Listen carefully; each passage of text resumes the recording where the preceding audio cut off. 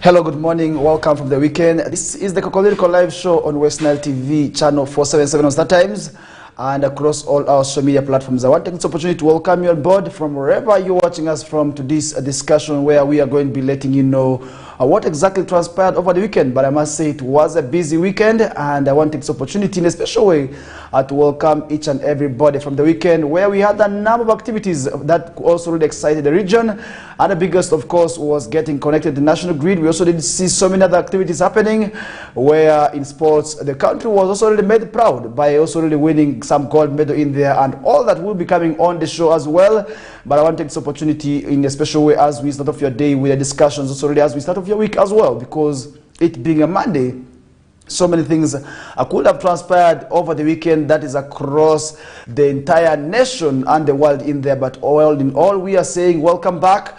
I hope you had a wonderful weekend. For those of you who had a bad weekend, I want to say sorry, and next time better, because you could have lost your beloved ones over the weekend. But we are saying may their souls rest in eternal peace. For those who got accidents or whose relatives got accidents, we want to say quick recovery to them as we continue also really extending our prayers to them. We hope at the end of the day they will be fine, and that's only something as to where I want to also take this opportunity now to say welcome on board. For those who got married over the weekend, we are saying congratulations, because I was able to see a number of weekend marriages already taking place over the weekend. But I do not mean these weekend marriages, but I'm saying those official marriages that we did see happening over the weekend, the traditional ceremonies and the functions and the rest that I was able to already see happening over the weekend. But now, as we start off our discussions, I want to take this opportunity now to welcome you on board from wherever you are watching us from. It could be here within West Nile sub-region and in other parts of the country at large. I want to say welcome aboard, and this is where we are saying we take this opportunity to welcome you on board from our headquarters. That's on plot 39A,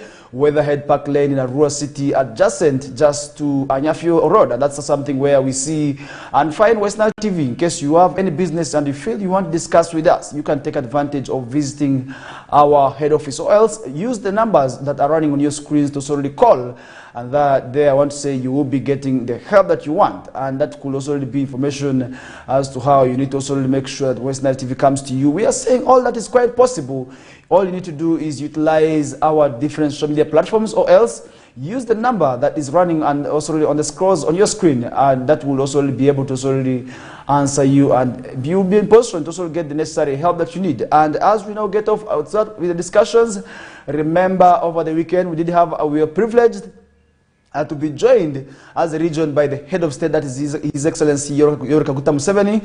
That is to commission that's all the power line that is at that's all from Karuma, and that's all we did see West Nile region getting connected to the national grid in there. Now West Nile sub-region we got connected to the national grid as Museveni was able to commission this, and that's all where we did see the 139-kilometer power line, where President Museveni was able to do this on Saturday, and that's the newly constructed Gulu Nebi Arua transmission line that connects also the West Nile region to the national grid power. And I want to say this also acted as a source of excitement and as a source of relief to the people of the sub-region, because many were able to already say that their business are going to be booming. And I want to say this is also something where people were urged to also utilize the power for what we call socio-economic transformation, where at the end of the day we expect not only to leave the power into West like that, because as West Nile sub-region we have also been known for not taking advantage of opportunities to also better our lives up. But we are saying with the connection to the national grid power, we hope that this is going to be bringing change into our lives. And when I talk about change, I mean real change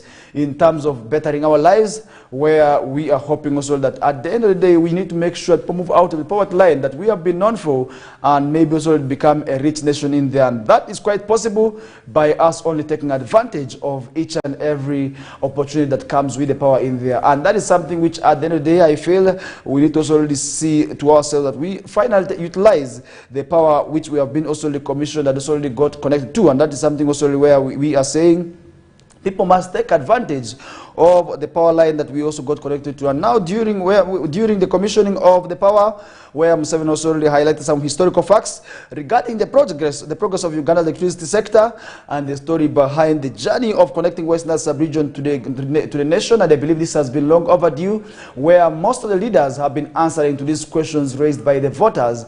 And this is also where now we hope their target also will be going next. And what is the next step that these people need to take. And also, as a viewer, you can also still drop your opinion with us and let us know. As West Nile Sub-Region now finally gets connected to the national grid, which has already been said as one factor that has been dragging behind the region. What about now, after being commissioned and after being connected finally officially?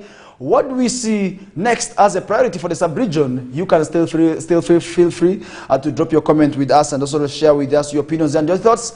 And I want to say at the end of the day, I will be still going through them in there. And President Museveni explained that after coming to power, what the NRM government also did was to find ways of increasing the power quantity in the country in there. And that's where we did see the president also express disappointment over some MPs also in the previous parliaments who followed his move also to generate cheap electricity for Ugandans in there. Now, and that's also where we did see him noting that in 2006 general elections, he tasked the cabinet also to prioritize infrastructure development with the main focus on electricity as something also that didn't go on well. But now we have quite often seen people of West Nile Sub-Region, more so the legislators, making this demand. And I believe this has also been the demand of the voters. And the voters have often asked for power. And now they have been finally connected. What do we see as a region as our next priority is what we need to thoroughly understand. And as the viewer, you can still share your opinions and thoughts with us. And that's something also we did see happening over the weekend, where also we did see Minister for Energy and Mineral Development, Rufus Kabira, said she was happy that the people of Western Sub-Region has finally also been gotten connected to the national grid. And that is something also we say is quite good. And she also commended the president for his steady leadership and also characterized by peace and security plus development in there. And that's something we did see as concern noted by Rufus Kabira in there. Now the event was attended by Vice President also Jessica Lupo. We did see Minister of State in charge of Minerals, also that is Honorable Fiona Nyamtoro, and the State Minister also for State and for Northern Uganda Affairs, that is Kenneth Omona, and Mr. Kwame Ejalu, the UETCL board chairman, among other members who graced this event in there. And I must say, this was an event that we people of Western Sub-Region, I believe, have waited for a long period of time, but we did see it happening finally, and I believe that was only exhibited through the excitement, because we are seeing a lot of relations coming out from there, a lot of chanting, and a lot of people clapping hands. It means they were also really appreciative of the project. And this also really event also really mixed and also combined the function of Honorable Nyamtoro's Thanksgiving, which was also we did see happening, where we did see also really exchanging some strokes with the hubby on stage. And I believe that was something which we must also really appreciate, because she was able to also really express the weekend dance moves on the stage. And many people were actually excited, and people who went there also really saw that happening, where she was on stage with the hubby, I mean Edrisa Musuza, also known as Eddie Kenzo, on stage in there. And I want to say, love is a beautiful thing. Fall in love and also really enjoy. And that is something also we did see happening in there more so. And so long as you find the right partner, I believe that is also clearly justified by what we did see on stage. A minister really was able to exchange the dance moves, and a lot of happiness also really came out from there, where she also did express a lot of activities and a lot of anxiety. And she was able to also really praise the president for all these things really that have been done in the region. And that is what we need to see. We need to see the region also transforming in there, and that would also be quite well. And leaving that aside, still talking about national grid power, I want to say the Arua substation was also really over the weekend officially also commissioned.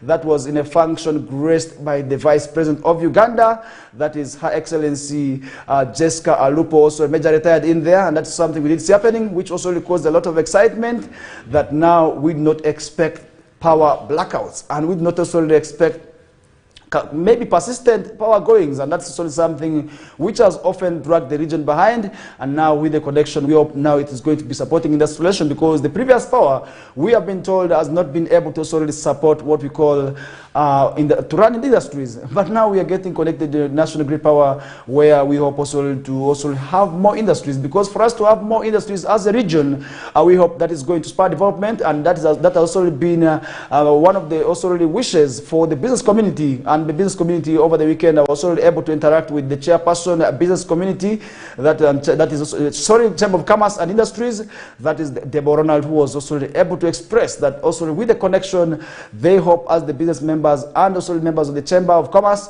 that this is going to be supporting industries, because they want to see many industries already established, and one of the industries that's already said to be coming with West Nile sub-region, and that has always wanted to come to West Nile sub-region but has been left behind due to the issue of power, has been the issue of steel and mills, and also that has also been able to also really leave the region behind, because I believe that industry, if it came, and maybe if it comes still right now, we are going to be seeing many of our young people being employed as also already casual laborers, both directly and indirectly. We are going to be seeing people employed as drivers.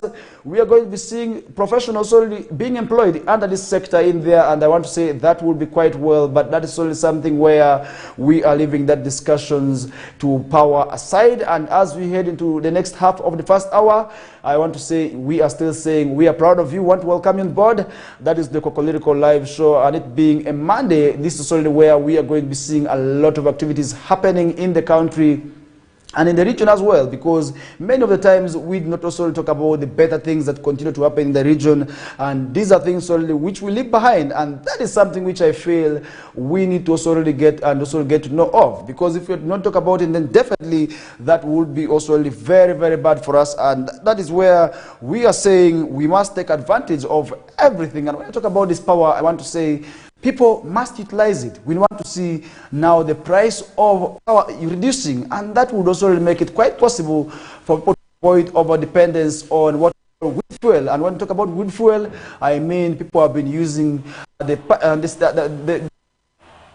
our trees, first of all, for making charcoal, and also really for as well as doing domestic activities in there, for instance, cooking. But we are saying that is also, that must also now be history, where people now must be able to also really embrace cooking using electricity. And cooking using electricity is quite possible, where people should need to buy the gas cookers, and that would also really be possible for them to also really make sure that now we leave our trees to be in peace. Because when we talk about the issues of trees, now today with the climate change, we are seeing a number of negative challenges and a number of repercussions happening to us as a region. But we are saying that shouldn't be the case. We must make sure that also really we utilize the power, and that's really with the national connection. We are saying we as a region must embrace the electricity. We should not also leave the electricity to go like that, and that's already something which at the end of the day should be able to make us proud as a region in there, and that's quite possible, and it's the reality which also really we feel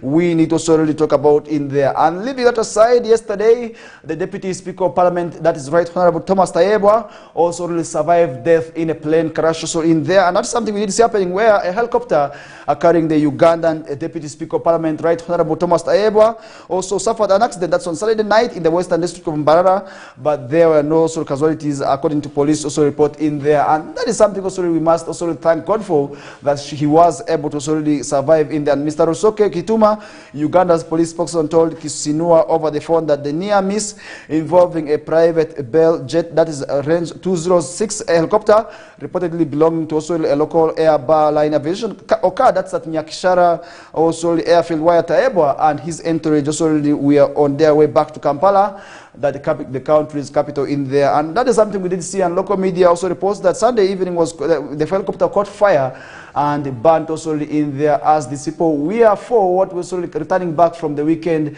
also returning from a wedding that was also in Mbarara in there. But we must praise the Lord, because he survived the death and nobody also really died in there, but the helicopter, according to information we received, burnt in there. And that's something we did see happening, where the man we're talking about also took to his social media platform, that's formerly known as X, formerly known as Twitter, now known as X, on Sunday, that no person was injured.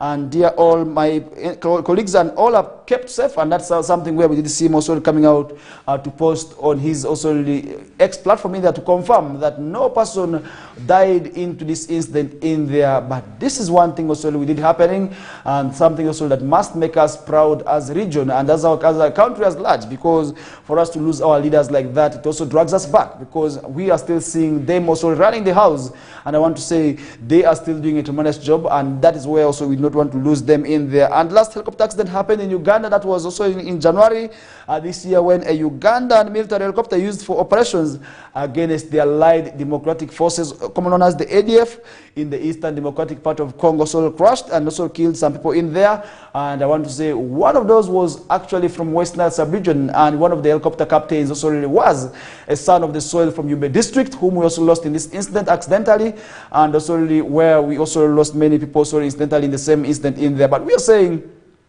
we must pray for the family now in there, because it's not an easy thing to be involved in such a nasty accident, because at the end of the day, I want to say this is something also really that would also not make many people fear to board the choppers again, because many people are now going to be living in fear.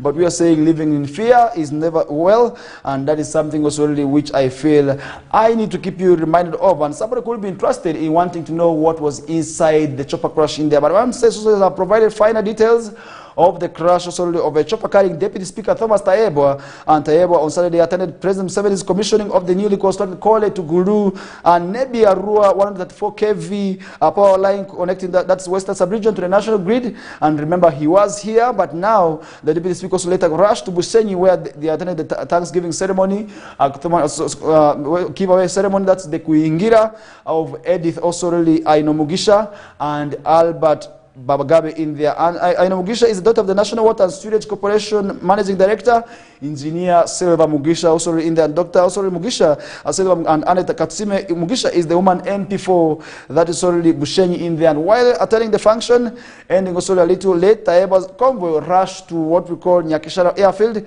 where he was supposed to already be airlifted back to Kampala. And unfortunately, the plane also that was supposed to be carrying him also was involved in the crash in there. And however, the airfield's deputy speaker team also was informed that was late, and the chopper couldn't also fly at night because of lack of night vision. But that's something we didn't see happening in there. And another also says, whereas Tayeba's team had accepted to sleep in Barara, they were convinced also by the BAR's CEO's Barack Oland that also he could fly them back to Kampala despite the night also night time also in there. And that's something we didn't see happening in there. And that's really where we want to say, if at all, not only buses, by the way, for those who are even traveling also by car, you feel you need to travel by car, but time has caught up. We are saying still you can't be able to do that. Only what you need to do is make sure that your life is, first of all, in safe hands, is also really guaranteed in there, because you have seen it till it's night.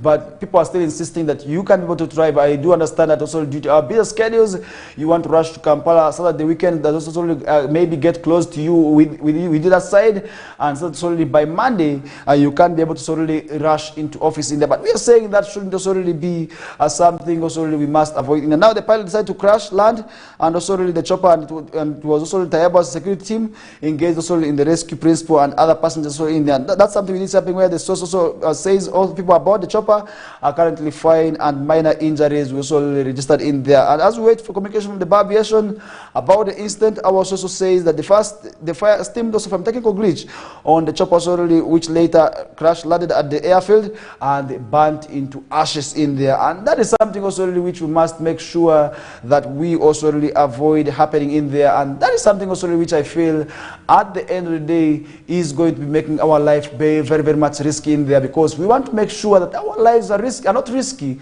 because putting our life and subjecting it entirely to risk of such caliber is really something also that maybe first of all makes people doubt the competence in our institutions, because looking at the bar line also really, which is something also really which I feel is getting to be known but in the country, because recently in the last incident we did see this team was also really involved also really in what we call the prom party, where some students also really of a certain school were able to land using a chopper. And I believe that is really where we got to know the bar airline also really very much prolific for. But now we are seeing them also really in that incident. But I believe accidents are always accidents, and something also really which we say is also not expected, because these are sudden, unexpected happenings. But we are saying we thank the Lord that no person also really died in this incident in there. And that's why we are going to be leaving that discussion aside and still talking about what happened over the weekend. We were able to see President Yoweri Kaguta Museveni in Nebi district sorry, for the Thanksgiving of Honorable Fiona Nyamutoro, the State Minister for Energy and Mineral Development in there. Now President Museveni has lauded the dedication and patriotism of his junior Minister for Energy and Mineral Development, Honorable Fiona Nyamutoro in there, and where this is the President also who was officiating at the Thanksgiving of also Miss Nyamutoro at Nyebi Town Playgrounds, so SS Playgrounds, say the younger minister has distinguished herself by actively campaigning also for the national resistance movement, while other youths also of her age are idle, and that is something also we did see the president sort of making that remark of, where president already did ask the young people to sort of embrace politics. And that is something also where he did ask the young people to not only leave the politics solely for all the people in there. That's also something at the end of the day, which we are saying, if at all, as young people, we also need to prosper. We need to leave the fears aside, because many times we feel we do not have the money, but we want to join politics. But we are saying today, yes, politics has been monetarized, where we're seeing without money, the voters can hardly also maybe trust you, but we are saying the voters must not support because of money, because many of the young people have been left out today because of issues of money. But we did see the president over the weekend also asking them to also join politics, something which I feel is quite well, because as young people, if we not join politics, and then we are going to be leaving it for the elderly, which may not be also be right, because the elderly may not also ably represent our ideas. And that's why we are saying, as young people, we must embrace politics right from the grassroots up to the top level, and that will also be quite well for us to also move and develop as a nation in there. Now, Nyamutoro's achievements and her remarkable journey from young university graduate to a key political figure, we are commended during the occasion. And remember, she has also just been a recent graduate, and now she is a whole minister, something also which I must say does not just come out of the blue. And as a young person, I want to say, you is watching me still right now, you can still be like her, and maybe even better now. All you need to do is have trust and believe in yourself that you can do it, and that is quite possible, where you can also really be able to also really maybe prosper through the corridors of politics and reach the great heights. And that's something also which I feel I want to also encourage our young colleagues also on. And that's something we see also he highlighted, while with teachings of Jesus, nothing also that young people can lead and inspire also with the right ideas. And the President Nyamutoro for focus on key sectors already, such as education, health, enterprise, aligning with the NRM's vision for Uganda's development in India. Museveni said that NRM has thrived for the past 60 years by identifying and nurturing talent, commitment and devotion also in there. And he encouraged also young people to engage in politics, something which I feel is right, where the president's already remarks and celebration of Nyamutoro's achievements highlighted the NRM's ongoing commitment of fostering leadership and innovation among Ugandan youth, and also reinforcing the party's long-standing principles of service and dedication to the nation's progress in there. And that is one thing also we did see happening. And where we did see also the president also telling the NRM leaders to avoid black stabbing. And this also happened at the same event, where President Museveni also urged national resistance movement leaders to steer clear of internal visions and avoid black stabbing, and stressing that also the importance of unity and support within the party is actually key, because many of the times, many of our leaders have also been able to complain of issues of backstabbing, because most of the times when each of them gets a time also to meet him, that those are constants. These are also claims that our leaders have often raised, that also the issues of blackmail have always been there, and now we are saying Museveni also has told them to avoid issues of backstabbing and also the blackmail at the same time, which I feel is actually the right message, because many of our leaders could hardly sit together, and many of them have also been able to solely avoid themselves in there. And that is something which I feel at the end of the day is actually right, where our leaders now must avoid tendencies of blackmail and tendencies of also really wanting to live in isolation, and also really be able to be recognized individually. And that has also really believe has been something that has been dragging us behind as a region. And then I want to say, if at all we avoid all this, we speak the same language. If at all Analur MP could be able to sort of speak the same language with that one with the Lubara, and then the Mali joins there, and the Kakwas also really speak the same language. If at all we have the same priority, and now I believe electricity has been our joint demand. Now we have achieved it. Where next? And where could also these leaders also first of all join hands and say, as a region, this is what we want? And now we have gotten electricity. I believe the government will still hit to these people's demands in the fastest also means in there. But if at all people go with individual demands, if at all an MP from Greater Luru says, for me, I want a factory that is going to be dealing with fish. And then that one of Olugbara also comes back and says, I want my priority to go to this sector. And that one of Kakwa says, I want my demands to be mainly channeled towards industries or else other activities, then definitely the government will still fight it hard in terms of making maybe it a priority. But we are saying this is something also our leaders must embrace. We must identify our priorities, and during the NRM caucus, by the way, where we have also really gotten a new chairperson, we hope they will be speaking the same language, which must, I believe, what must be discussed right at the caucus level and then be taken to the floor of parliament, where each and every person must now join hands in terms of sort of convincing their colleagues to make sure that government prioritizes and allocates resources for that demand. And then later on, that be moved also really to another. And I want to say, talking about also really the NRM caucus, the West Nile caucus, also for MPs, we have now seen them electing a new chairperson. That is none other than Fetaji Godfrey, whom we also look forward to also have also in the show anytime from now, and also let us know how he is going to be doing his work, because we need to also have him on the discussions anytime from now. And I hope also really when the right time comes, he will be joining us, and that's also in relation to this issue that we are talking about, because we want to make sure that each and every time we also really making sure that people get to understand where and also really what this means to the region, and that's something also really we need to see happening. And we hope that would also really make it a source of development in there for the region and the nation at large. And as we move on with the show, remember so many issues continue to happen over the weekend. And this did not also really spare the religious institutions. And now talking about religious institutions, I want to say so many good news also came from the religious people and the leaders already, plus the institutions at large in there. And now starting it off with the Uganda Muslim Spring Council, we did see them launching over 700 million economic transformation project.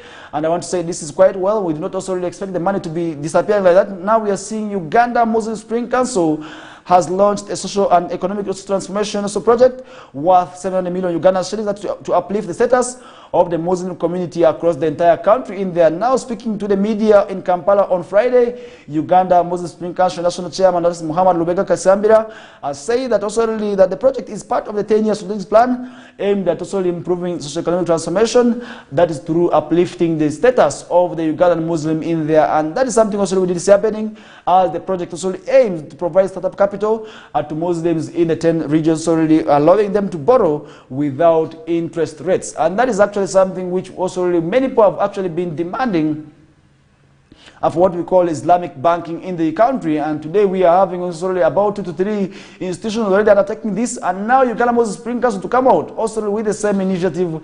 I believe this is only going to avoid tendencies of riba. Remember, interest is actually known as riba in Islam, and it's also really something also the religious institutions and the religion also really is very, very much against on, because when you talk about interest, today many people have lost also really a lot of money is also really today people, mostly the banks, and also what we call the SACCOs plus other lending institutions, where people's IDs have been confiscated, where people have lost huge sums of money. And that's only where the issues of Islamic banking comes in place, where what you borrow is actually what you refund back in there. And that is also something which we are yet following up on, and we hope this would also really be able to work for the poor out of the sub-region in there. Now the project is set to kick off in August, also around the 9th, which will be implemented also on 11,000 acres of documented Uganda Muslim Spring Council land across all the 10 Muslim districts in Uganda in there. And now the allocation of funds will start from headquarters to the districts, and which with also Uganda Muslim headquarters also receiving 40%, region also receiving about 20%, and 20% also really going also just between the districts, sub-counties, and the mosque, who also really will be borrowing the same money in there. And now the regions also really selected include that's Busoga, which is for cocoa production. We have Ankole Chigezi, that will be going for coffee growing. Bunyoro sub-region will be going for coffee growing still, and cocoa production also really for eastern Uganda. And western sub-region also really will be allocated for cocoa growing also in there. And northern and eastern, also northeastern regions have been allocated what we call sheep and goat rearing. And all these projects, I believe, are actually those that can be able to sort of bring the nation a lot of money in there. If at all people take advantage of this, then definitely we are going to be seeing people's livelihoods improving, because the government of Uganda, through the parish development model, through the Myoga, people are getting a lot of monies. And I believe an addition of also really the religions really coming out to also really embark on the same journey will be quite well, because talking about socio-economic transformation, many people have been lagging behind and swimming in poverty, and this is something also really which we say is quite bad. And now Dr. Kisambira noted that the council has already presented a plan to President Yoweri Museveni, who pledged to offer more funds once the project commences in there. Now, the president solely highlighted the potential of cocoa plantations, which can generate also really about 1 billion from 1,000 acres annually, and that is something also really which I feel at the end of the day must be given keen interest, must also be given key attention to, because when we talk about poverty, today many people can also really hardly develop because of poverty, but we're saying work without also really, maybe prayers without work is still nothing, and that's also where the religious institutions are coming out to also really tell the people that, look, much as you are praying, I believe, also you need to work hard, because at the end of the day, hard work is actually what will change your life in there. And this is one thing also which I feel, and one message which we must also always praise, because as in the podiums, also really in the churches, also in the altars and in the mimbaris, we must make sure as religious leaders we preach the same language that is of socio-economic transformation, because if at all we not also speak the message, and who exactly is going to be taking this message home, and who exactly needs this message, but we are saying we all need this message, we must propagate this message, and also really in the same way as government is trying to also really uplift the status of the Ugandan citizens, we must support government in undertaking that, and that is only where at the end of the day we are going to be seeing people also really changing their lives, because if people change their lives, then the churches and the mosques are going to be getting an increase in offertory, are going to be getting a lot of increase, a lot of money in Sadak, and that's something which at the end of the day is going to be causing development within the institutions, and also going to be making our churches develop, and our mosques also grow as well in there, and that is something which I feel at the end of the day we need to also talk about. And still talking about the same church aims to integrate ecology into pastoral curriculum is something also really we are seeing on the papers this morning, where the Church of Uganda is considering the integration of ecology studies into the pastoral also formation also really programs for the trainee also really priests and the seminarians, and the initiative also really aims to enhance awareness of poverty and also really environmental issues also really as part of the campaign in there. That is something which I feel at the end of the day we must also give keen interest to. And then now the new campaign seeks to equip seminarians and priests also with fundamental principles of nurturing also the environment, and aligns with the Pope also Francis Enkilinko Lindato C, which calls also for global stewardships and love for nature in there. Now at the Bethany Land Institute, abbreviated as the BLI, under the Kasana Luero Diocese, and the first cohort also of trainees has graduated with certificates in integral, also what we call ecology, and now the church leaders also made emphasis that this trainees is designed also to cultivate leaders who represent nature. In addition to studying ecology, the trainees learn essential what we call agricultural practices, also particularly also for conservation of farming methods, where Reverend Emmanuel Katongole, president of BLI, discussed the program in an interview also there. In now Bishop Lawrence Mukasa of the Kasana Luero also does highlighted that the destruction of environment is particularly attributed to high poverty levels also, which need to also exploit natural resources for survival in there. And now that is something also which I feel, yes, if at all we also make leaders who understand the issues of environment and training them also with issues of socio-economic transformation, then when they're going to be taking over the altars, definitely the messages that these people are going to be also really passing out, because really sometimes I do understand that the religious leaders are the best people actually to pass a message, and that's why I always have a feeling if at all government wants to realize certain positives, then definitely they must make sure that they bring the religious leaders on board, and that is something also which I feel is quite well. If at all we bring this on board, and then definitely that would also really make sure that these people develop in there, and that's really where we are going to be seeing the livelihoods of these people, the sheep and also the flock also really changing in there, because at the end of the day, if at all we make sure these people whom we are bringing, because as religious leaders, first of all, we are also not also going to be depending entirely on money or handouts being given to us by the people, and I believe also really coming out as also really people who have the same goal of socio-economic transformation, first of all for ourselves, and then secondly also really for our people whom we lead. That is quite well, because we interact with these people more so on Sundays, and Saturdays also for the other religious denominations, more so within the Christianity sector, where we meet a number of people for the different masses in there. But now, if at all we meet these people and spread the same language, and we speak the same language of socio-economic transformation and environment protection, trust me, within the shortest period of time, this is going to be possible, because many times people listen to the leaders more than any other leader, because they have also, that's why they attract the numbers, because this is an issue of brain. And who are the brain doctors in terms of making sure that people also do the right things in there? It is the leaders, much as we are saying the doctors are also there, but we are saying to make people also adapt to certain things, then it is quite possible and also quite easy for us through using also the leaders. Leaders and the clergy are very paramount in terms of also bringing development in there, and that is one thing also which I feel at the end of the day we need to make sure. And what about the other leaders? Trust me, if at all we also bring the other leaders on board, this is going to be quite possible for us to develop, and that is one thing also which we must also continue preaching and also asking people to also endeavor supporting also the leader institutions on, and that is something also which at the end of the day we are going to be seeing people also really developing in there. And well, with that aside, as we get move on with the show, remember so many issues going to happen in the country, where Archbishop Sebogore seeks for 1 billion to support the poor in Kampala. That is another story that we are seeing on the past morning, where the Archbishop of Kampala, also the Archbishop of Kampala, that is Dr. Paul Sebogore,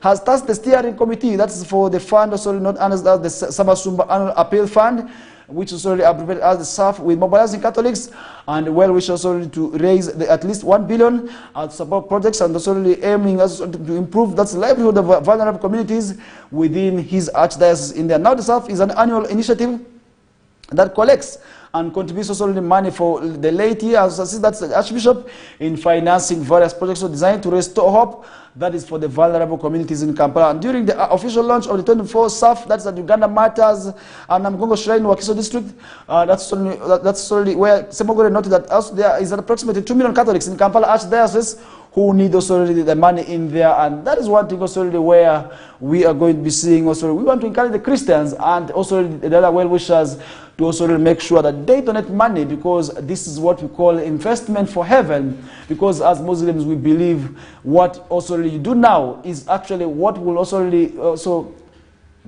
lead you at the end of the day where you're supposed to be going, because if at all you are supposed to go to heaven, trust me, the foundation must start now. You must start also giving money as offertory at this time, because if at all you're not giving money as offertory at this time, then definitely we are going to be seeing you still lag behind. And also when you also the time for going to heaven arises, because I believe when the final day comes, where also we are going to be assessed, where God will be the judge, and also really ask us, what did you do while you were on earth? I gave you the entire life, I gave you all these years to be on earth. What did you do also in terms of supporting my work in there? Because I bestowed you with a lot of favors. I gave you a lot of favors, a lot of bounty favors.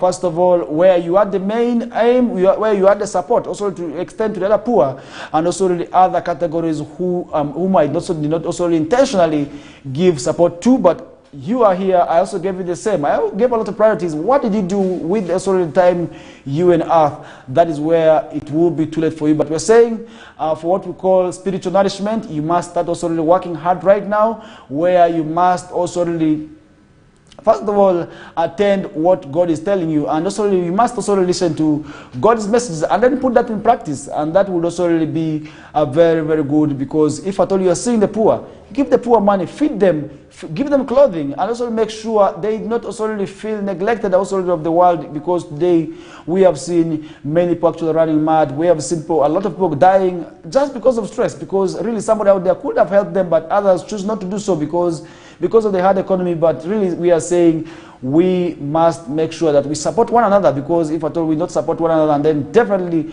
when the time also for going to heaven comes, you may be going to hell, because literally when you're on earth, you not also heed to God's call, that is of supporting the poor. You not also listen to what God asked you to do, because you are extravagant on the earth, but you're not minding of the poor, and that would be quite unfortunate for you, because it may be late. And that's where we're saying start now. If at all you're seeing the poor, support them, and also such projects also of the staff, make sure you donate in there, because the Consolidated Fund needs money, and also the Archbishop also definitely needs your support. And that is one thing also which I want to say, it must not only be left, that is to the Christians and to the Muslim community also, and other well-wishers, not forgetting the pagans who are out there. You feel you need to also maybe get the same blessings, donate to this initiative of the staff, and that would also be right, also at the right time, also at the end of the only, I believe, we who subscribe the same God, that would also only be maybe a source of blessing for you. And that's only where when God asks you what you did, then definitely you will be able to say,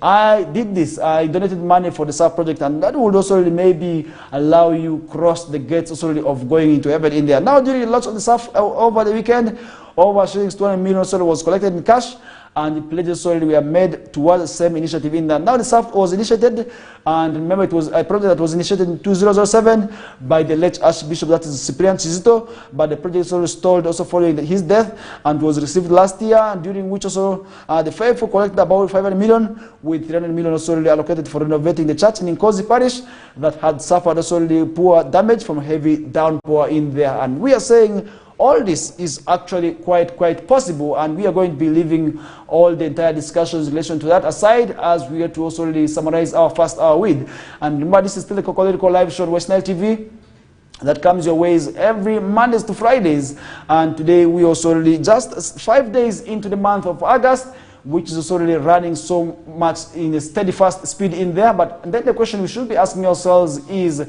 what are we doing to make sure that when the year ends, we have at least achieved something, we have at least done something for ourselves?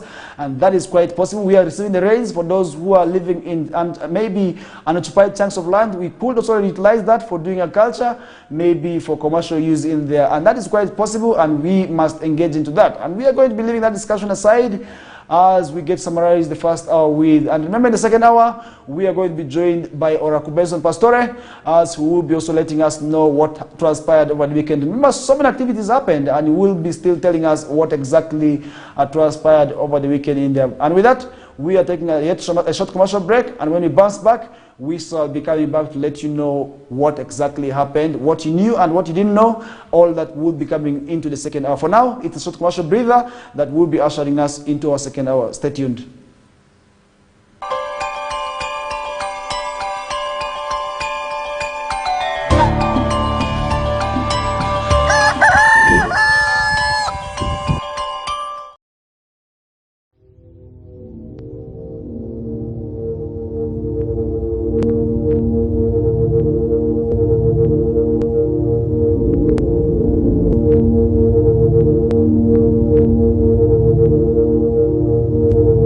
West Nile TV, lighting up the region.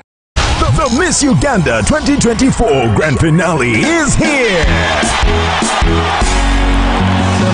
28 finalists, one crown. On Saturday, 3rd of August at 8 p.m. Sheraton Hotel. True Ugandan beauty will be spiced up with glamour and entertainment from the legendary Maddox Sematimba, the popular Abe Kabad and Jackie Chandiru.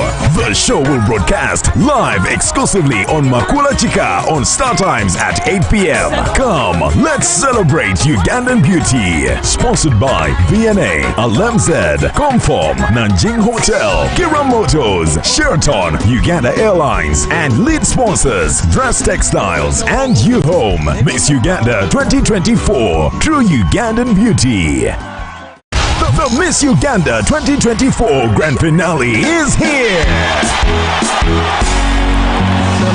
28 finalists, one crown. On Saturday, 3rd of August at 8 p.m. Sheraton Hotel. True Ugandan beauty will be spiced up with glamour and entertainment from the legendary Maddox Sematimba, the popular Abe Kabad and Jackie Chandiru.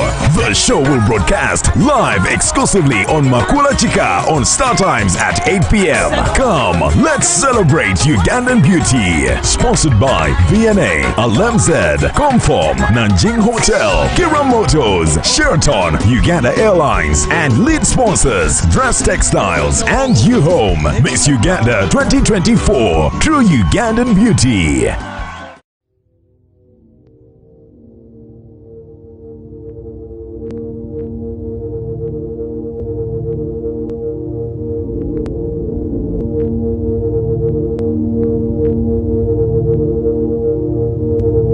West Nile TV, lighting up the region.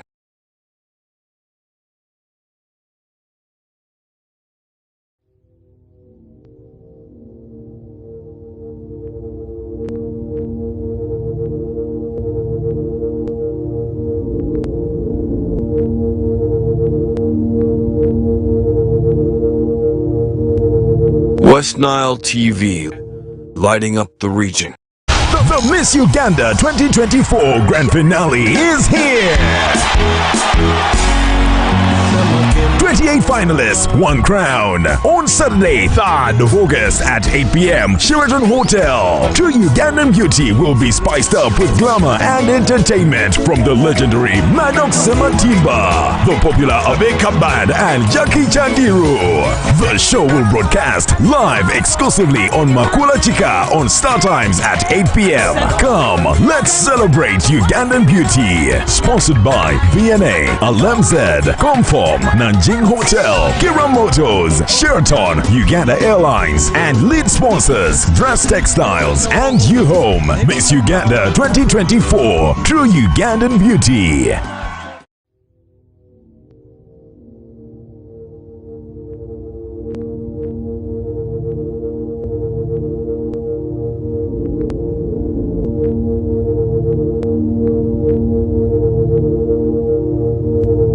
West Nile TV, lighting up the region.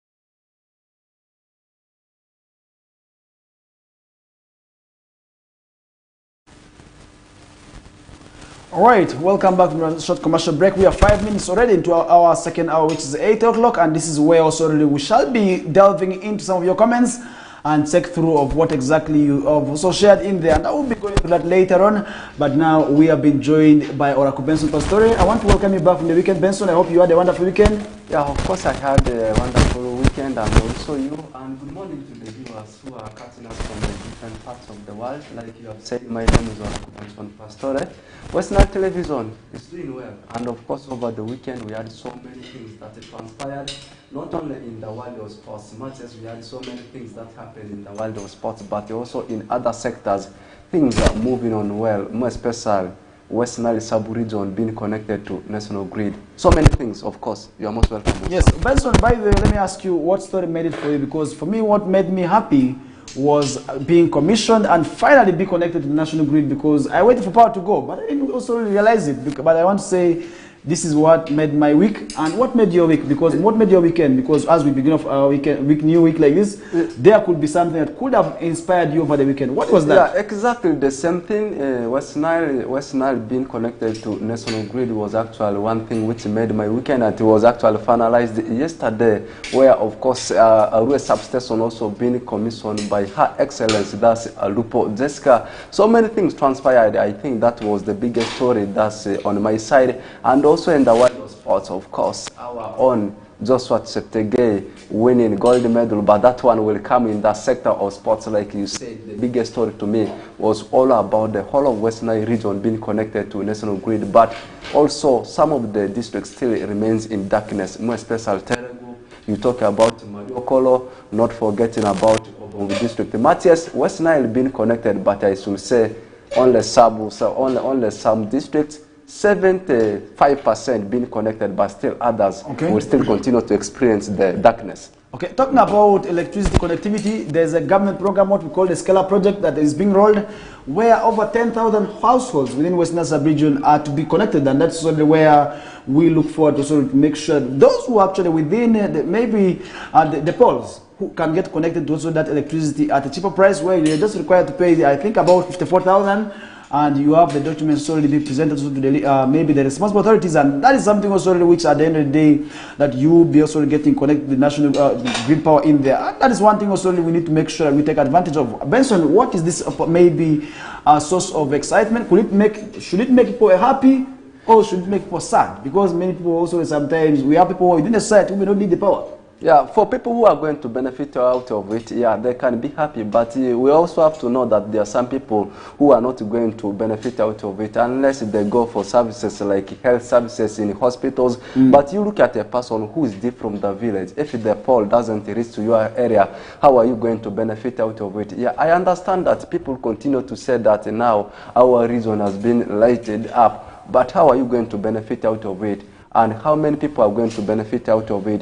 How many whole households are going to benefit out of it? How many business entities are going to benefit out of it? I am looking at these angles at large. You know that everyone is going to benefit out of this electricity. And also one thing you must know as a viewer, as a beneficiary, is that this thing is not going to come at no cost. Of course, you will have to pay. You will have to pay for the cost of electricity you are going to use. But what I can say is, it's a very good initiative. Final electricity is here. I know this is going to reduce on the challenges. And that's what do you expect of the cost? Talking about the cost of electricity, because many of the people have been saying electricity in Western sub-region has been quite expensive.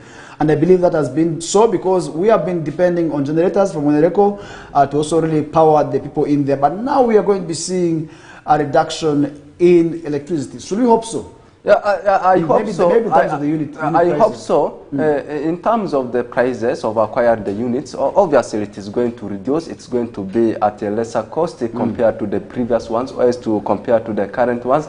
And also, yeah, I've already talked about the cost at which people will be actually buying the units. And also at the same time, the stability of the power. I think this time is going to improve because previously we had only been relying on KOKOLIRIKO. At this time we are coming up with another company. I think power stability is going to be somehow okay. That's according to me. Okay, that is Benson. And but it's also before I asked you in, I was actually at Imone where the commissioning was taking place at the substation. The good thing is actually people raised so many concerns about some of the districts which are still in darkness. The districts I mentioned earlier, the likes of Madiokolo, you talk about Obongi and Terego.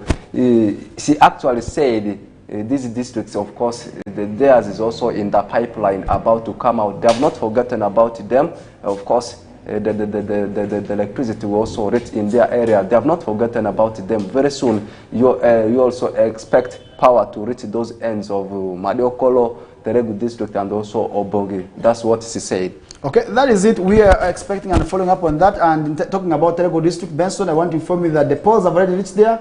And all we are waiting for is connectivity, because recently I was in Terego district. I was able to see the poles moving that side. It means anytime from now, we are going to be getting the powers also reaching there. And talking about Yumbe, also we are seeing poles. And I want to say, anytime from now, as said by the Vice President, we shall be getting also connected to the national grid of power for those districts in there, because people need the power. Because looking at those rural areas, Benson, this is where we have been seeing people depending on wood fuel. Talking about charcoal and firewood.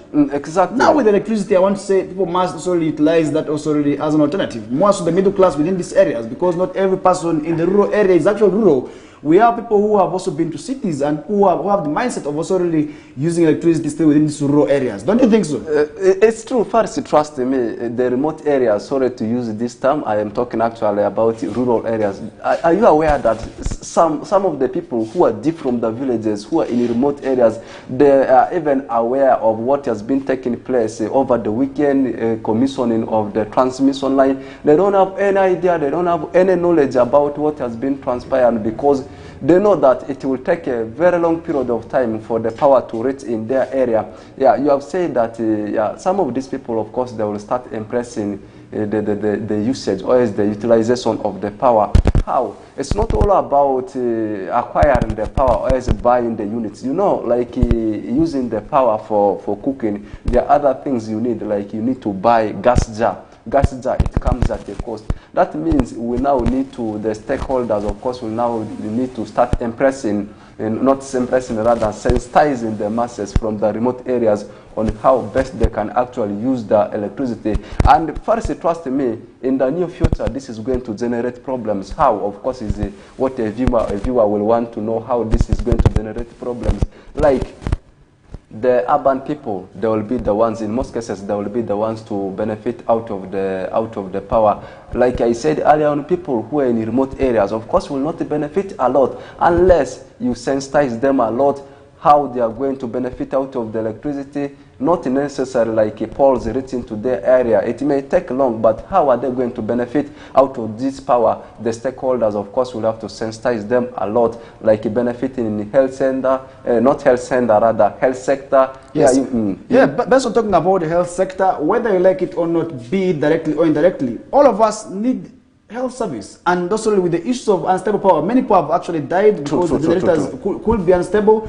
And in most cases, we have seen people just losing their lives in the labor wards. We have seen people dying who on accident dying because when the power goes off, due to also really unreliable power, also really due to unreliable power source, people have often died, and that's something also which I feel at the end of the day we must also really talk about, because many times people have actually died as a result of that. But that is something also really which I hope is now going to be history, and we are looking forward to be addressing that also that matter. And I feel if at all we join hands and also really support the government in terms of this work, people have also died just because power has gone off, and the unstable power source have also left many people dead, and many have also really been left without wives, because when power goes off, now the oxygen cannot be supported, and in most cases that has also really been a challenge, not only within Western Sub-region, it has been a challenge in many parts of the country, and that is one thing also really which I hope is now going to be history. And whether we like it or not, be it directly or indirectly, we needed this power yesterday, and now we have it. We must make sure we utilize it, and also that would also be quite well for us, because looking at the different sectors, definitely we need this power. We need to make sure now we start using electricity. This goes back to the rural women. And how are we going to be changing that mindset? That still, you must cook using what we call electricity. You cannot still die. And that's something also at the end of the day, the mindset of the women need to be changed. Because Benson, sometimes really it becomes difficult for you to change mindset, because many of our mothers, Benson, really, I don't know how I'm going to start convincing my mother that, look, you can still cooking using electricity, because many of the times they have what we call fear. What about my grandmother in the village? How do I convince her that, yes, now we are having power here, you can still use this power for cooking. Stop cooking using charcoal. How are we going to be changing that mindset? Because for them, they fear electricity. Even just mere plugging their phone to charge, they are looking for somewhere else to come and do that for them, because they are fear that electricity kills. And how are you going to be changing that mindset, Benson? Maybe if at all your village also gets connected, and then maybe that auntie of yours or that grandmother of yours who has been entirely in that village also now gets to change the mindset. And whereby maybe if you buy the equipment that also people can use for cooking, and then they could resort to, other than depending on firewood and charcoal. First, you know that mindset change is all about sensitizing the masses. Like ignorant people who don't have any knowledge about what has been transpiring, what continues to transpire in the sector of electricity, oil power. We need to sensitize them. That's the reason as to why I was saying that how are we going to make sure that a person deep from the village knows that he is actually benefiting out of this electricity. We need to sensitize them. Yeah, if you are not using the power directly, maybe for cooking, maybe for those other household things, you need to also stakeholders will need to also sensitize them how they are actually benefiting out of this electricity, such that they also feel that they are actually part of the project. Like I said earlier on, we have just been discussing, like a person who is deep from the village may benefit out of the project. Maybe if he or she is taken to hospital, electricity there, that is one of the ways of how they will be benefiting. It's all about the mindset change. It's all about sensitizing people on what is on the ground. Okay, leaving that aside in issues related to electricity, now let's talk something about politics, and we are starting this right from Acholi sub-region, and this is also really where we did this in the Forum for Democratic Change Party of the Nanjana Kumi faction, led by Nathan Andara Mafabi, together with also really the Secretary General and other leaders also going in there to make sure that they take the mass institutional exercise now to the grassroots. And that's something we did see happening also over the weekend, where the two leaders were also really able to cause gridlock, because now that is something where we are seeing people also really talk about, because we have seen many times people also really saying that FDC is dead, but now we are seeing these leaders moving. What does that mean as we are getting closer to 2026? Because we are just left about 16 months to the next general election, Benson. I want to inform that now the Forum for Democratic Change Party leadership under that is Patrick Amburat, Obo engineer, and also really Nanda Mafabi of course gridlock. That's on the streets of Gulu City on Saturday as they arrived for the launch of the party's registration exercise in northern Uganda. In there, the Nanjana Kumi faction are leading the registration of party members, ahead of the 26th general election. And as usual in the afternoon, remember the FDC leadership in Gulu City arrived also in there, where they were received by a mammoth of crowd that caused a gridlock also on the streets for several hours. And remember, this is not any different from what happened in Arua City, where we didn't see that happening in Arua Primary. But now they have reached Gulu also to do the same. What does it mean as we're getting close to 26? Are we seeing politics taking part or also taking shape ahead of the period also in which Electoral Commission has not yet also officially declared on? You see, talking about politics, talking about these parties, each and every day you wake up, you will at least see in any part of the country something which is related to politics. It's true that the party FDC died. Now that it has been silenced by the newly born party, I'm talking about NUP, they're actually looking for a way of how they can be able to revive it. And truly, all over the country, they have been moving to masses, sensitizing them, that actually taking them, telling them that they're actually back in streets. That one means that it gives a picture of what is coming ahead of us concerning 2026 general election. Expect stiff competition amidst these other parties that are trying to compete with the NRM party. I think I am looking at only two famous parties, FDC being one of the pioneers because they are one of the traditional parties we are aware of, and also talking about NUP. The competition is going to be very stiff. I think they have taken, it's a brilliant idea that they have taken that early initiative to sensitize their masses, actually also making them aware that they are back in the track.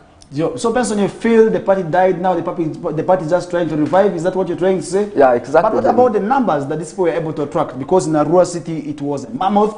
Now we're seeing them in Gulu, the same. What does that mean exactly to maybe the other parties? You know, like I said earlier on, you talk about the party FDC. FDC to me is actually next to NRM. Though in the recent years we have seen the other party, NUP, trying to overwhelm people with joy and silencing FDC. But what we know is when we are teenagers, FDC actually has been the next competitor to that is to NRM party.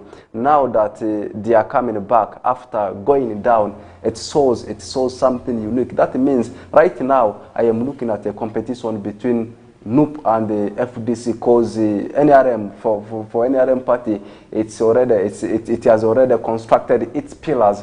They are their fans, they are their voters before. It doesn't mean that this is a new party which is still trying to mobilize masses or as mobilize its fans. They have their fans, only that they went down, so they are floating on the water. The only thing remaining is for their fans to come and join them, not that they're also mobilizing people for like something which has just started. They have been there before, a traditional party.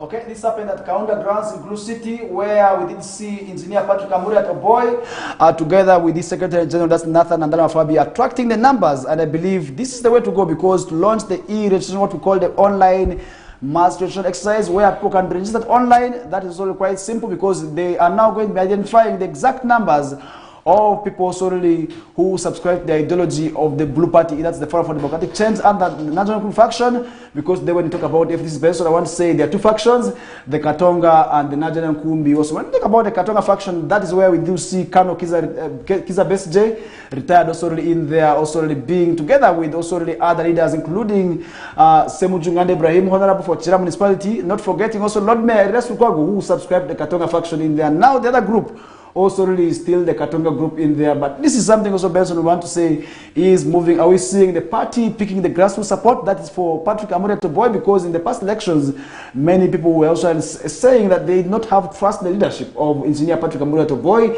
and also on depending also on the Forum for Democratic Change leader, that's Kano Kiza Besje. But now, are we seeing also really the party becoming stronger in northern Uganda? Because looking at northern Uganda, we must say at least we had also really support for the party in there, but also in the last election, that is something we did see drastically reducing. Are we seeing this happening ahead of 2026, where northern Uganda may be also rallying behind the Forum for Democratic Change party? But that is something also entirely I want to leave into your hands as we get to move on with the show, because that is something also we did see happening, and we also wishing the same to all the parties. also to make sure that they restructure ahead of time, because if at all they not restructure ahead of time, then that's quite going to be difficult. And that's where, well, Benson, maybe you have anything to say ahead of the party, also as we get somewhere with that discussion? You know, first, one thing people must know is the game of politics is like a game of sports. Like, let me give you an example with what has been happening with the Arsenal. Arsenal, remember, there were some years they were performing very well. They reached a moment, they went down. Did their fans run away? No. Now they are floating on the water, and their fans, they are actually in happiness. That's actually what is happening with the FDC right now, relating it with what has been happening with the Arsenal. But just to ask you in relation to that kind of also example, I believe there can be something these parties can do to make sure they remain strong. What is that? You know, there are so many things you can do for you to remain strong. Like right now, we are talking about FDC. What is that unique thing they have done to see that they actually revive the heart of people to continue supporting them? You know, it's all about the strategy you possess, you put on the ground to see that you actually start attracting your fans back. And also, trust me, there are some people who are in FDC and they have shifted the other side to the other side of that loop. They have also shifted to the other side of NRM, just because in the recent years their vibe has gone down. Now they are coming back. Still, those people can come back because they went the other side, because the party has been down, the vibe has not been there. What about those who feel they are tired and they can no longer continue also really vying for the next government? Because many times the FDC has been saying that the government is waiting. They have always also waited to remove the government of NRM so that also they take over power. What about those people who have lost the trust in that line? That means they will now have to employ new tactics to see that they get those people back and they also attract more fans. You know, you cannot only be relying in one tactics. That's why you see people changing tactics here and there. Now that they have seen the other things, the other tactics not working, they will have to look for a way of employing new tactics to see that they start reviving the hearts of their previous fans and also attract more masses into their party. Okay, talking about the tactics also to keep the members aboard, we did see our party Secretary General Nathan Nandalo apologizing and also really asking for those whom they wronged and on whose steps they step. To also really forgive each other and to come back to the party and also make sure that the party goes ahead, where we did this also party president Engineer Patrick Amurato Boy also as well as saying they do understand the pain of the people of Acholi. Remember, Acholi sub-region is actually one of those regions in the country that went through a lot more so in the challenges of LRA and also many others that also like the Lakwenas and many others also that they did go through, and today also really they have still also remained as with that challenge. First, before actually we shift our attention away from this discussion about the parties, one thing people also, you know, these people, they have got that critical and tactical ways of thinking. Like, sometimes they look at the candidates who are aspiring using the tickets of these parties, like, nope, yeah, we understand that this is a newly born party. For you to create that impression in the minds of people, they also, candidates who are aspiring, people also look at them. Is this person a well-known person, a famous person? What does he do? Can he be able to manage it? Can he be able to prosper in the world of politics? These are people, of course, these are the things people consider before they venture in supporting of your party. What am I trying to say here? I am looking forward to see. So in other words, what you're trying to tell the maybe the parties is to make sure they bring strong people who are exactly. But sometimes, based on we see this happening and also causing a lot of challenges. Looking at what's happening in the NUP right now, that has also been a challenge. That also leaders who moved from other parties, for instance, DP who crossed to NUP, are the ones those whom we are seeing also facing a lot of challenges, and that also came out as a warning. Most experts have often warned that that NUP needs to build new leaders. And remember, talking about NUP, by the way, they have also really embraced the same. That is online masturbation, where they're going to be registering their voters online, just like FDC is doing. And I hope this is going to be working. Don't you think this will be working, in your opinion? It will be working. Actually, you look at these parties, every party is trying to strategize on always in new tactics to see that they can be able to attract their fans. And this one also leaves the other parties pending, like Democratic Party. So many parties that have already been established. What tactics are they going to use to see that they also start building their funds or else constructing their funds? Since we are only left with very few months, now these parties, they are trying to build into new system to see that they break that barrier, they break that gap between the party, the body itself, and also the masses, like FDC and also NUP. Right now, they have employed a new tactics of online mass registration. What about for the other parties? That means they also need to employ some tactics to see that they can be able to also go ahead of the other parties that have already introduced new tactics or new systems. They should not be always copying the same system. Like FDC, already they have employed the system of online registration of the voters. The same thing is happening with the NUP. What is that unique thing NRM, as maybe Democratic Party and the other parties can do to see that they are also unique and they can be able to snatch the other fans who are trying to branch the other way to NUP or the other way to FDC? What can they do to see that you actually stay at the peak is one thing I'm looking forward to see. Okay, Benson is, in other words, is saying the parties must make sure they do something that is going to define them from the rest. And also that is something which I want to say we are following up on, and we hope at the end of the day that is going to be quite possible, because we want to make sure also when 2026 gets closer, because we are just left in about 16 months. Benson, are you aware of that? Only 16 months to the next general elections, and that is where we are now seeing politics actively taking place right from the lower local council elections. After that, we are seeing now candidates who are showing interest. We are getting ready to realize who they are. And that is something also where we want to tell the voters to look keenly, to also have the right eyes also on who they are going to be voting. But Benson has said, and also as anticipated, remember recently we are in for some of the engagement, also where we did see civil society organizations coming out who are anticipating that we are going to be seeing a likely hotter election out of 2026. I don't know how ready they are also for these elections, because this may not also spare you as journalists, because whether they like it or not, you will be able to sort of be in field to make sure also you understand what is happening. Are you ready for also such activities? Because we are anticipating a tougher and a hot election. Don't you think so? The good thing is we are anticipating not that it will be like that, because you know something to be done with the elections or with the campaigns, always expect some wrangles, though it may not go to the extreme. And how do you prepare yourself for it is actually one thing you must know. And the good thing is we have seen the stakeholders always on ground to sensitize the masses, stakeholders on how, of course, we can make it to be peaceful. I think if the sensitization continues like this, the unsperson we are talking about may not be in person to happen the way we are thinking. It's all about how we can be able to sensitize the masses.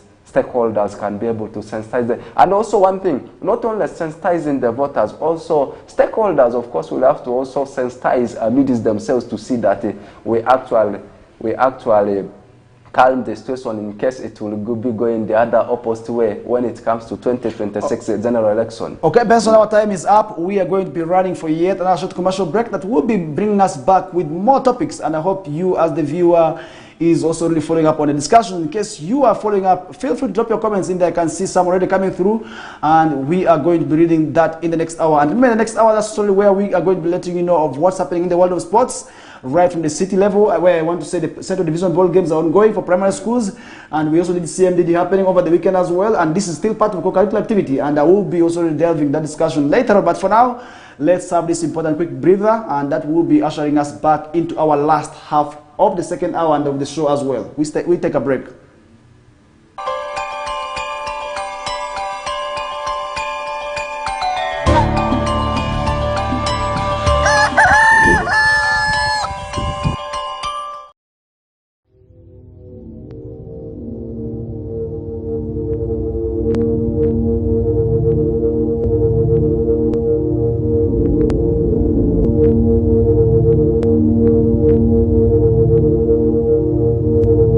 West Nile TV, lighting up the region.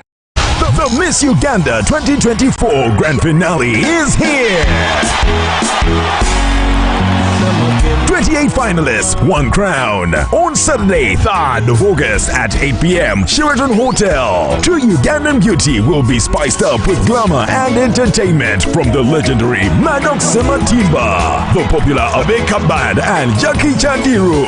The show will broadcast live exclusively on Makula Chika on Star Times at 8 p.m. Come, let's celebrate Ugandan beauty. Sponsored by VNA, Alemzed, Comform, Nanjing Hotel. Hotel, Kira Motors, Sheraton, Uganda Airlines, and lead sponsors, Dress Textiles and You Home. Miss Uganda 2024, True Ugandan Beauty.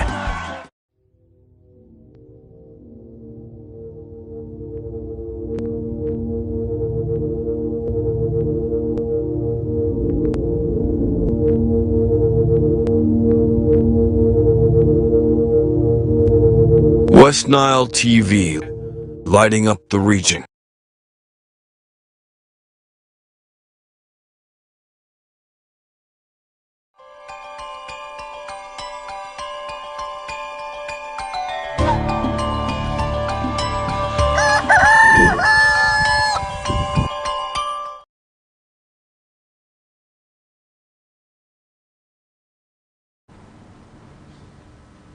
All right, welcome back to the short commercial break. We are back also into our last half of the discussion. And earlier on, we were talking about issues related to politics, and that's also in relation to Forum for Democratic Change that was able to also really move in actually sub-region to canvass the voters and also really rally them behind what we call the new online mass election system, also really where they called upon their members to embrace being registered also really as recognized members of the Blue Party in there. And I believe that is the way to go, because if at all the parties where we're already looking forward to also having more parties, because based on at the end of the day we are going to be seeing new political parties.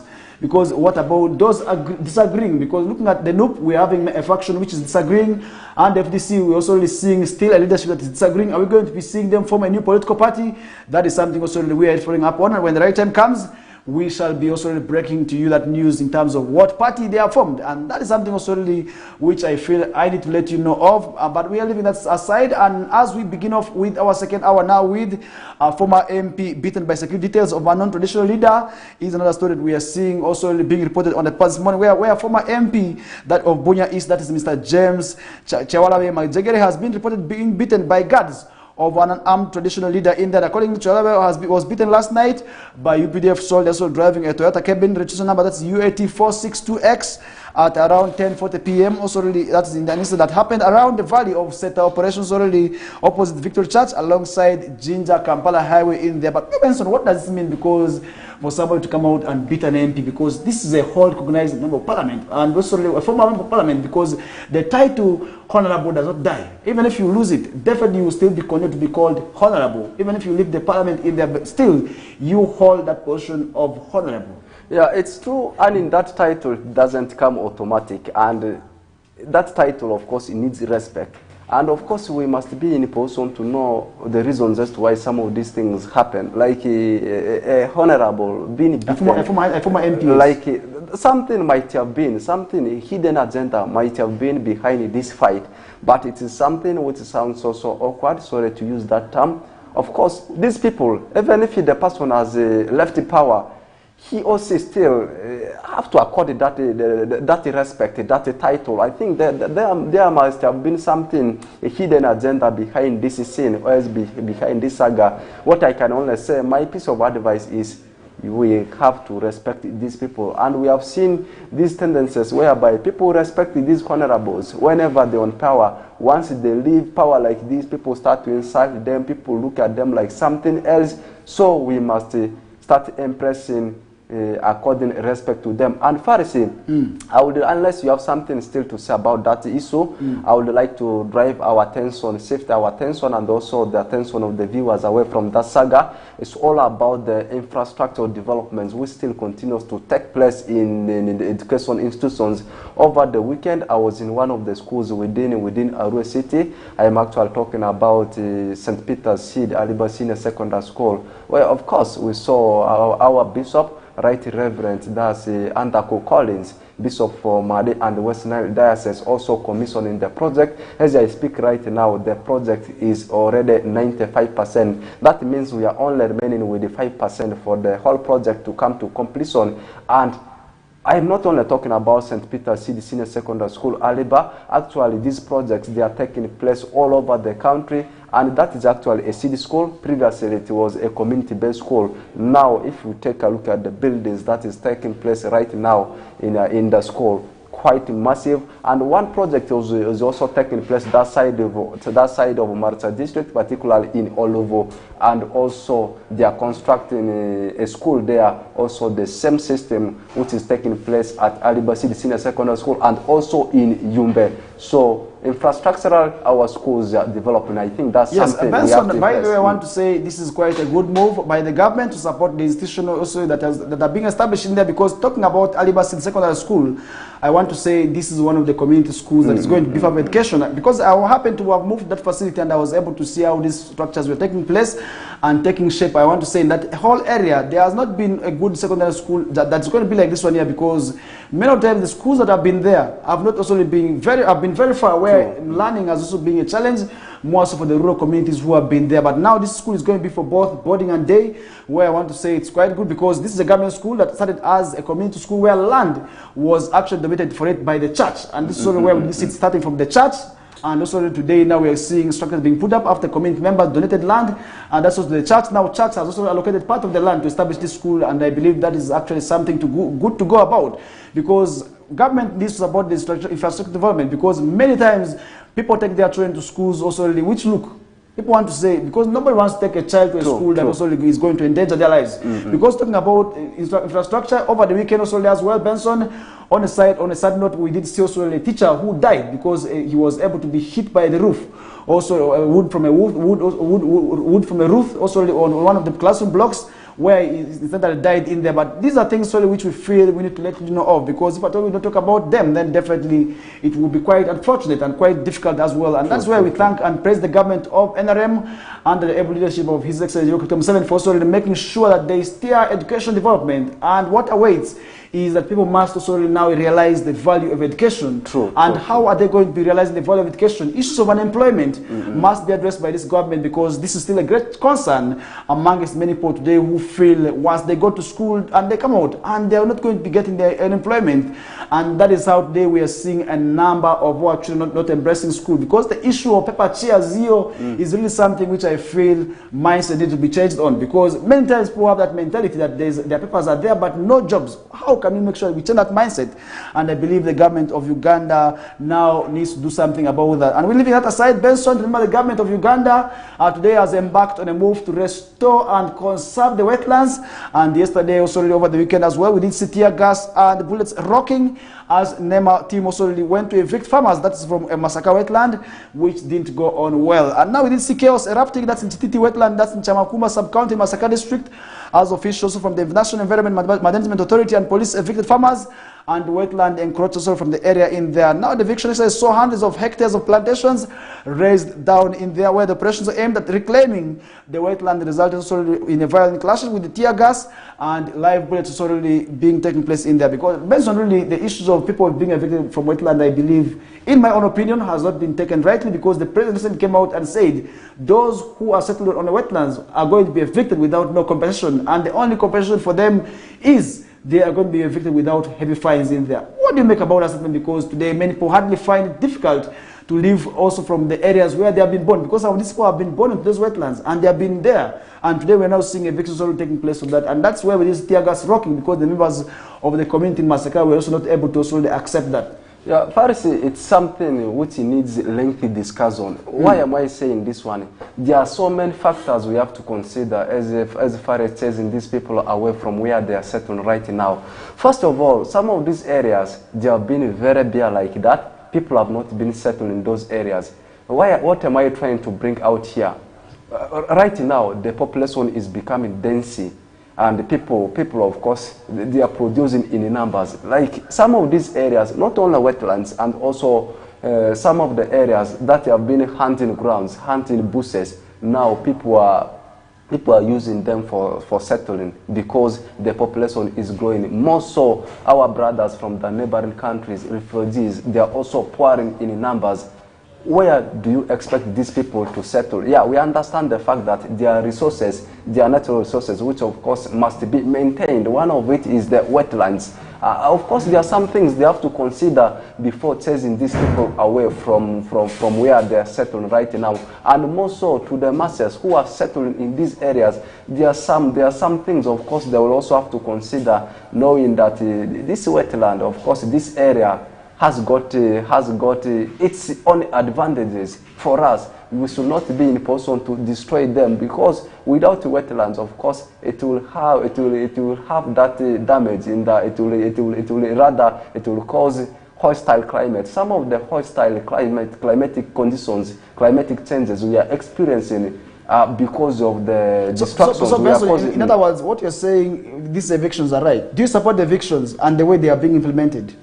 To some extent, I should say it is 50-50. To some extent, I support, but to some extent, I don't support. Like I said earlier on, some factors, of course, will have to be considered first before you start acting. The issue of the population growing massively, and on the other side, the masses who are settled in these areas, they also have to understand that, first right now, in summary, the harsh climatic changes, the harsh climatic conditions, they have just happened because of the distractions people, the masses, they are causing to these natural resources, and of course it has to be taken not rapidly, amicable. That's what I want to say in summary. Okay, leaving that aside, now jetting into Chetara, which is the district also neighboring Masaka. Now we are seeing a sad incident happening in there, where a man was able to beat his own daughter to death, and that is something also we did see happening in there, because this lady returned back home at around 4 a.m., which is really a sad incident that happened, where now police in Chotere district are also really hunting, have also detained, that's Fuliegesho Sengoba,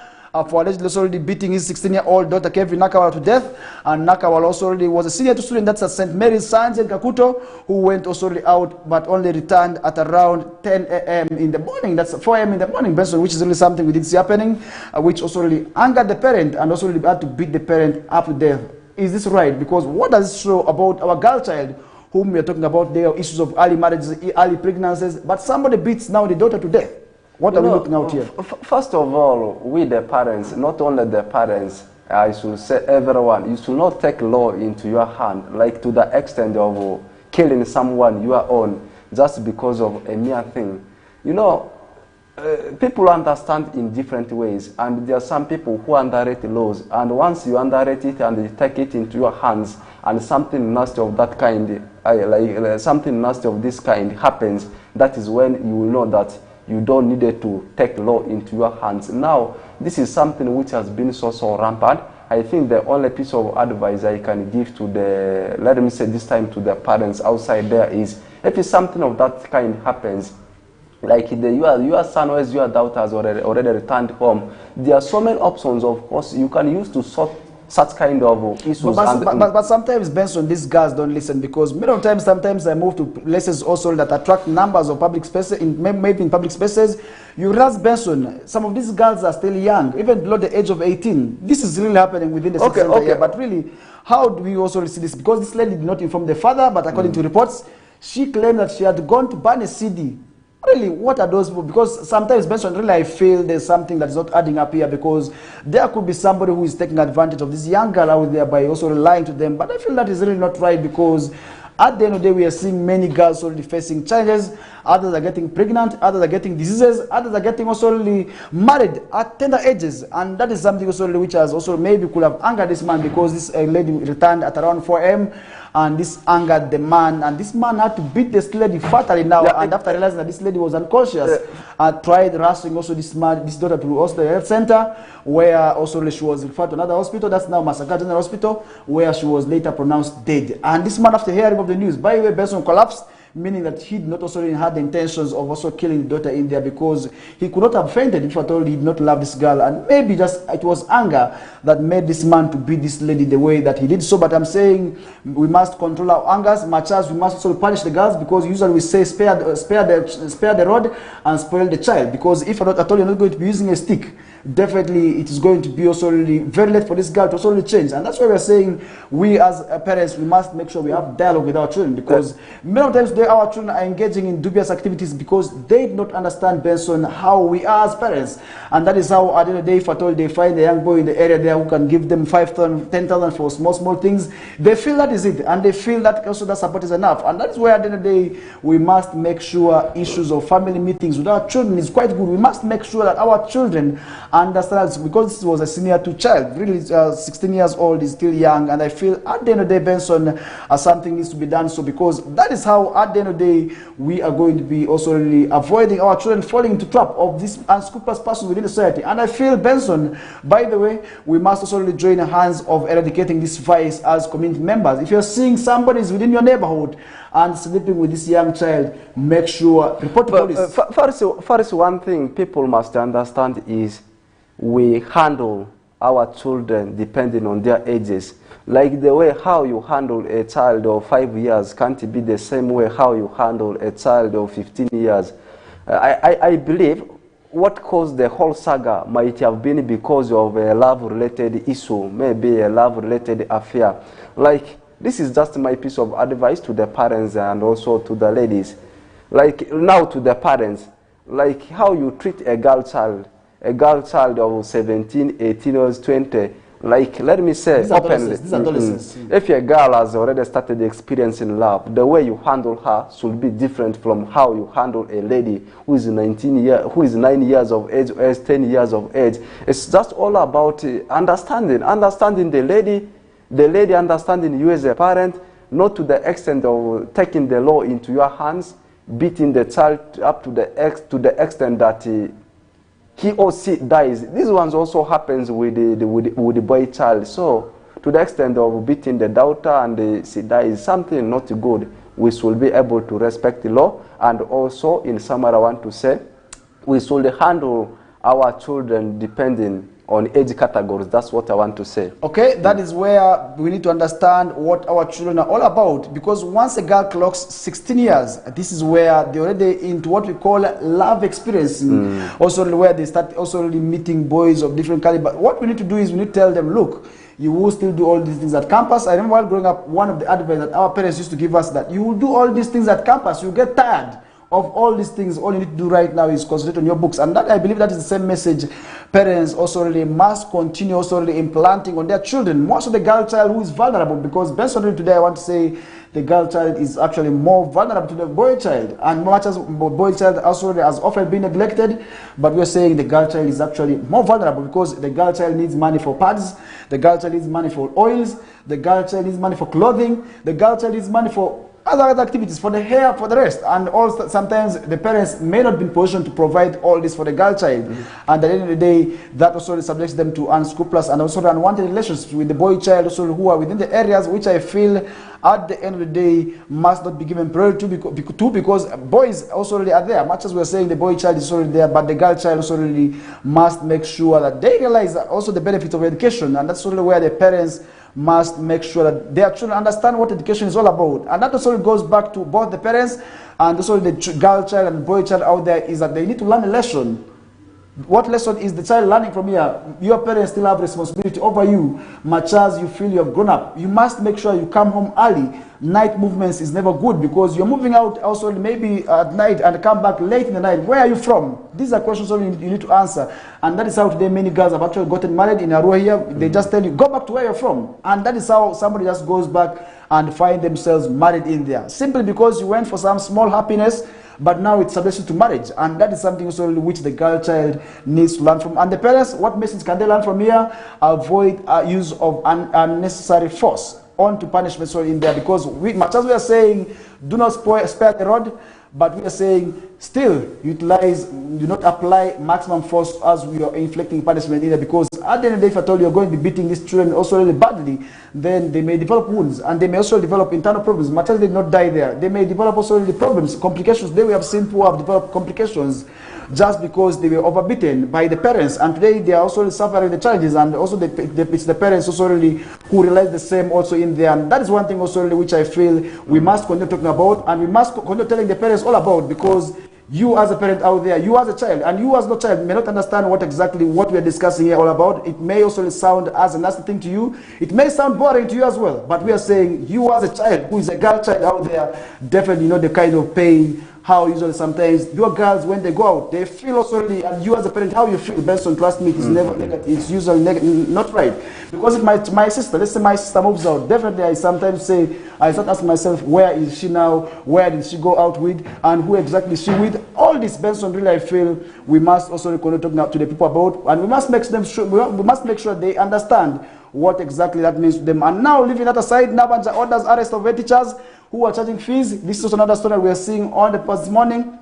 This is on the Nile Post, where the Prime Minister, Robin Nabanja, has directed authorities in the Leantone district also to arrest head teachers of government-aided schools who send learners home for fees. And that's something also we did see happening in there, where this announcement was made during her visit to the district as part of the campaign to alleviate poverty through agriculture and livestock, also with particular emphasis on coffee farming. And during her address, Nabanja was informed by the residents that numerous children in Leantone have dropped out of school due to high fees charged by government schools, which many parents cannot be able to afford in there. What do you make about this demand by the Prime Minister in there? Because we are saying schools must not be charging fees. But what about maybe those other funds that the schools need also for run themselves? Because sometimes we are saying this money the government gives them to them also is not adequate. Farsi, there are two things. There are two things we must consider also to the parents and also to the learners. Two things we have to consider. There are some of these schools, they are private schools. Others are community-based schools. But others are government-aided schools. And also there are some petty funds, of course, the school requires. And also those other things, maybe field tour, UNEBU fee. So many of them, they do happen in schools. Those things, of course, the learners, the parents, of course, must pay them. That one is minus the school fees, the tuition fee itself. And also, the worst part of it is with the community-based schools and also with the private schools. Sometimes you see each and every time, each and every month, each and every year, you see the school fees rising. They are increasing the school fees. I think there has to be, at least with government schools, there is a standard, there is a period they always consider before school fees is increased. But for these private schools and also the community-based schools, anytime they feel like adding or topping up something, you always see the fees increasing. Like sometimes if the owner of the school, I'm talking about private schools, wants to maybe establish a project, wants to initiate a project, wants to start a project of its own, which is not even education related, you find that the owner of the school, the director will come and charge the learners, increasing the school fees, using the school fees for implementing his or her own project. These are the things, of course, we have to consider. Government-aided schools, community-based schools, and also private schools. That means government, of course, will this time fix more eyes on private schools. That can increase the school fees at any time. In their ways, it depends. Okay, Benson, as we're running out of time, we just left about 5 minutes to wind up with today's discussions. And over the weekend also we did see MDD taking place. That is for the schools within Arua City, those who are selected from the three divisions of Ivo West, Ivo East, and also really Arua Central Division also really taking place. That is at Arua City, and that is also still part of KOKOLIRIKO activities, which also really schools were rallied out to support, because many of the schools have also really been told to also really embark on the same. Most of the private schools that also still look at some of these KOKOLIRIKO activities as a wastage of time, and that also did happen in there. Now talking about sports also internationally, I must say the country was very much proud following the winning of gold by Joshua Cheptegei, who actually broke his own record by also really winning the gold in there. That's just 26 minutes and for 3 microseconds and 14 microseconds in there in the men's category. That is of the 10,000 meters at the Stade de France. That is where we did see him also winning gold, and now we have seen so many dignitaries also coming out to also really praise the man in there. That's in the name of Joshua Cheptegei, also really for winning gold in there. What do you say about that? Are you proud of the same? Yeah, me too. I am also proud because I am a patriotic Ugandan, but I want to start it with the other point you mentioned about MDD. Funny thing is actually it is coming in the sector of sports, but does it fall in that sector? Is MDD under sports? Let's leave it pending. We'll have a different day for that. Maybe it will happen in whistle time with our colleague brothers and sisters. And also, Farisi, the ongoing in the school primal ball games for the schools in a recent division, they actually commenced on a Thursday. They are still continuing. According to the report I got yesterday, the finals will be played tomorrow. Why it is taking long is because we're having so many schools in the central part of Arua City. Also, leaving that one there, you have actually brought a very good story on the table about athletics. First, one thing people don't know is, do you know that in Uganda we perform better in athletics than in football? First of all, have we ever won maybe gold medal? But in football we call them trophies. We have never won trophies at international level, always at continental level when it comes to football. But at least in other sectors like athletics, we are performing. That gold medal Joshua Cheptegei has won at international level is something not easy, and it has put the flag of Uganda at a peak when it comes to the world of athletics. What am I trying to say here? We need to impress all the sporting activities, not only that's the football, and also about the ongoing FIFA Super 8 tournament.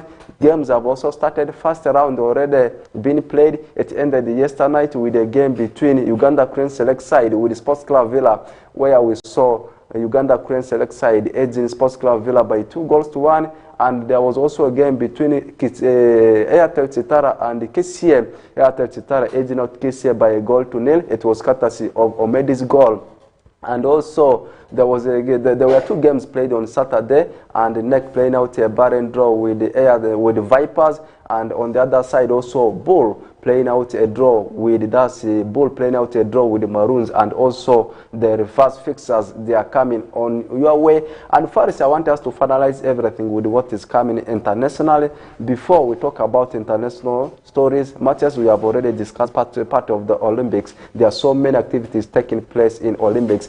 Also, interestingly, Brazil knocking out France, the host country. I am talking about female football. On the other side, our African countries, they are doing very well. Morocco can't let Africa down. Egypt, they are already through to the semi-finals of the men's football. Finally, the top European leagues are bouncing back, and FA Cup, the Community Shield, will be happening very soon. Again, between Manchester United and Manchester City, it is coming this weekend. And Scottish Premiership is back, and Celtic starting the title defense in style after 4-0 thrashing of Kilmarnock. Meanwhile, on the other side, a derby between Dundee United and Dundee FC had to end in a 2-2 tie. Your summary about what is happening in the world of sports? I wouldn't also really add anything in the world of sports, but I'm saying over the weekend also we did see pre-season also going on, where one of the teams also that has been known as one of those that has been termed winning side, losing. What can you say about that? As maybe we get summarized in the last 30 seconds. I don't know which team you are talking about. I mean Manchester United losing, of course, to Liverpool. Liverpool.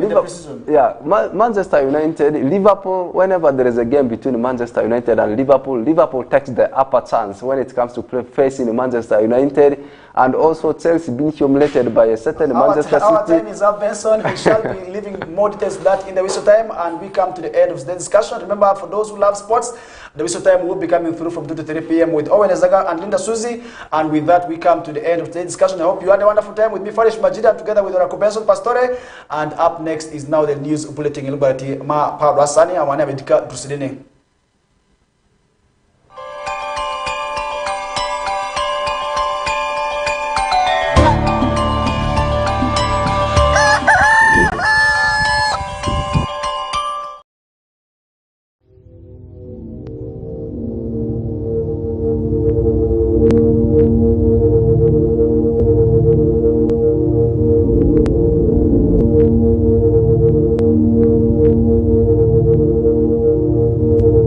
West Nile TV, lighting up the region.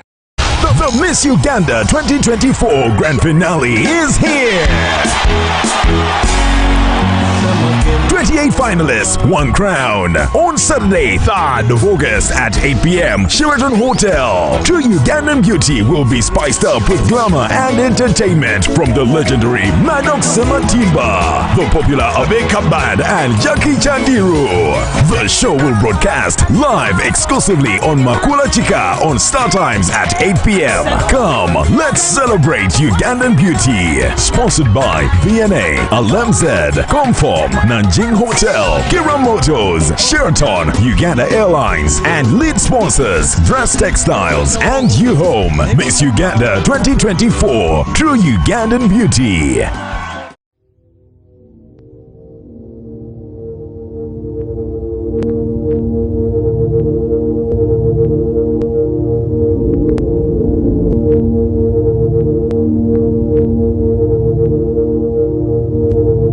West Nile TV, lighting up the region.